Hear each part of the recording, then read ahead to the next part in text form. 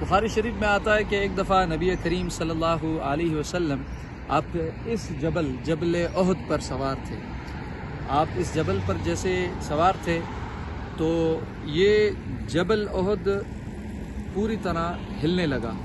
اور لغزش میں آ گیا۔ تو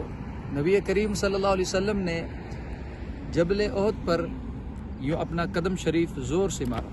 اور فرمایا اثبت یا احد فإن علیک نبی وصدیق وشہیدان،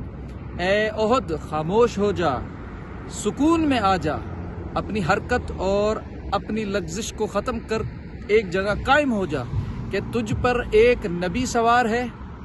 اور ایک صدیق سوار ہے، سیدنا ابوبکر صدیق ساتھ تھے رضی اللہ عنہ، اور تجھ پر 2 شہید سوار ہیں، سیدنا عمر فاروق بھی سوار تھے اس وقت آپ کے ساتھ یعنی تھے، اور سیدنا عثمان غنی بھی تھے رضی اللہ عنہما۔ تو آقا کریم علیہ الصلوۃ والسلام نے، یہ بخاری شریف کی حدیث ہے،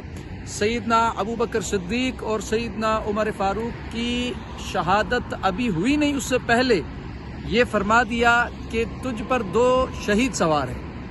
ان کی شہادت کا علم رکھتے تھے ان کی شہادت ہونے سے پہلے۔ اور یہ جبل احد کی محبت دیکھیں کہ جبل احد نے کس طرح آقا علیہ الصلوۃ والسلام جیسے آئے تو وہ جبل احد عشق مصطفیٰ میں، محبت محبوب میں، کہ جس طرح کسی کے گھر پہ کسی کا جو ہے وہ جس سے محبت کرتا ہو، جب وہ آپ کے گھر آئے اور جب وہ پہنچے تو آپ کی کیفیت کیسی ہو جاتی ہے، آپ ادھر ادھر جاتے ہو، یہ انتظام کروں وہ انتظام کروں۔ تو اس بخاری شریف کی حدیث سے پتہ چلتا ہے کہ حضور علیہ السلام جب جبل احد پر سوار ہوئے تو وہ جبل احد بھی بے قابو ہو گئی محبت کے اندر، اور جبل احد کو بھی وہ کیفیت سرور و عشق و مستی آ گئی کہ مجھ پر محبوب سوار ہے۔ تو ہم خوش نصیب ہیں کہ ہمارے سینوں میں، ہمارے دلوں میں ہم یہاں نالین پاک رکھ کر چلتے ہیں کہ جبل احد کو بھی سکون قدم مصطفیٰ سے لگا کہ حضور نے قدم شریف لگایا زور سے اور فرمایا اثبت یا احد۔ ہمارے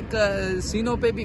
نالین عطر محبوب ہم رکھتے ہیں اس محبت و عقیدت سے کہ حضور کا قدم ہمارے سینوں پر ہو، اور حضور کی محبت سے یہ دل اور یہ سینہ ہمیشہ قائم ہو، ثابت و مضبوط رہے۔